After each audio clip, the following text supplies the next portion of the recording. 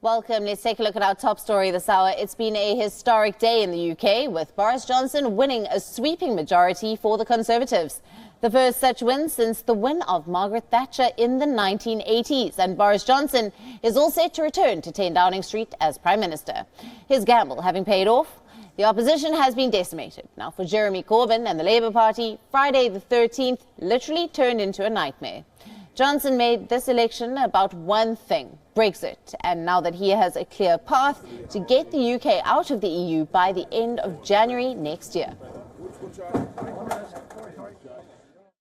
And I say to you that in this election, your voice has been heard, and about time too. Because we politicians have squandered the last 3 years, 3.5 years, in squabbles about Brexit. We've even been arguing and about the tone of our arguments. I will put an end to all that nonsense, and we will get Brexit done on time by the 31st of January. No ifs, no buts, no maybes. Leaving the European Union as one united kingdom, taking back control of our laws, borders, money, our trade, immigration system, delivering on the democratic mandate of the people. And at the same time, this One Nation Conservative government will massively increase our investment in the NHS, the health service that represents the very best of our country, with this single beautiful idea. Labour leader Jeremy Corbyn retained his seat, but that was the only bit of good news in what has otherwise been a day of horror. In a major announcement, Corbyn said that he will not lead the Labour Party into any more elections. And there was also a huge setback for the Liberal Democrat leader Jo Swinson. The Scottish National Party defeated Swinson in what was the first big individual casualty of the day. She lost her seat by a slender margin of 149 votes. For Boris, Christmas has definitely come early. He will have the brute numbers to push his Brexit deal through the House of Commons and get Brexit done by January, as he promised. Labour suffered major setbacks in seats that were traditionally considered as their strongholds. Places like Blythe Valley and Workington, bastions of the Labour Party for decades, have been wrested away by the Tories. The constituency of Leigh in northwestern England encapsulates the day for them. Now, since 1922, Labour have held onto the seat until today. Now let's break this down geographically for you. The SNP, which opposes Brexit, will now demand a second independence vote after losing a referendum in 2014 to the North East and the Midlands. In 2017, these areas were Labour bastions, not anymore. The Tories have improved their vote share by 4% in these regions. But Labour has won 49 out of the 73 seats in the capital. The Liberal Democrats also have 3 seats in London now. But otherwise, the Lib Dems have had a horrible show this time around.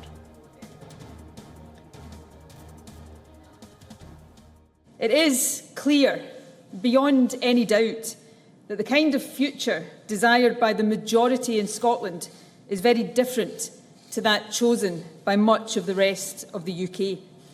Scotland has rejected Boris Johnson and the Tories, and yet again we have said no to Brexit. Prime Minister Modi has tweeted many congratulations to Prime Minister Boris Johnson for his return with a thumping majority. I wish him the best and look forward to working together for closer India-UK ties. Donald Trump was also quick to congratulate the man who many called Britain Trump. He said that the United States was looking forward to strike a free trade deal with the UK post-Brexit.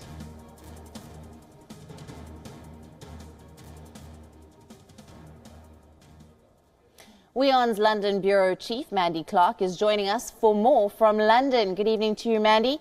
A historic day for the UK and a huge victory for Prime Minister Boris Johnson, the biggest victory for the Tories since the 1980s.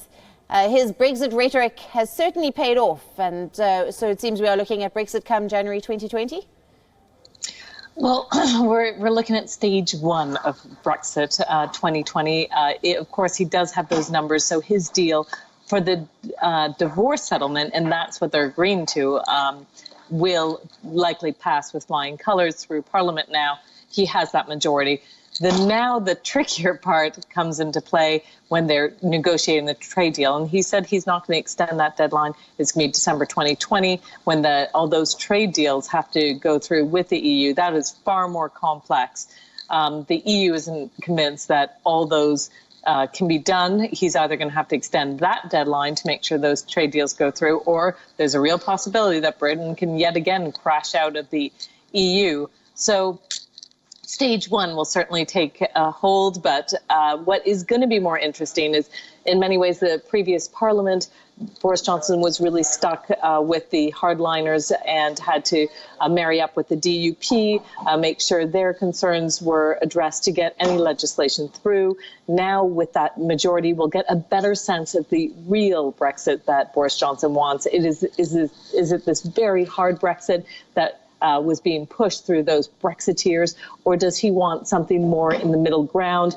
Everyone suspected that Boris Johnson is actually more of a middle ground politician, but he had to play to his base. We're going to get a real perspective on his real views on Brexit in the coming months.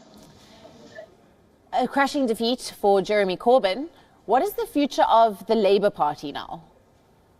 Well, there's going to be a lot of soul searching and hand wringing, and that is the big question. It was almost an experiment in the hard left. Jeremy Corbyn, the biggest problem that was said on the doorstops when the Labour MPs would go is that they just didn't like him. They didn't trust him. They found his policies just too left. So will we see a realignment and a Labour move back more to centre-left? That is yet to be seen. There's certainly going to be a lot of soul searching. He has said he's not going to run in the next, he won't lead it into a next election, but he hasn't said exactly when he's going to step down. And there's suggestion that he's going to stay on as leader for a bit longer because he's going to want to prop up someone who thinks more like him in the hard left. I don't know if the entire party will go for that, considering what a crushing defeat it has been. Mandy, thank you for that report. That is Wion's bureau chief from London joining us for the latest on Brexit.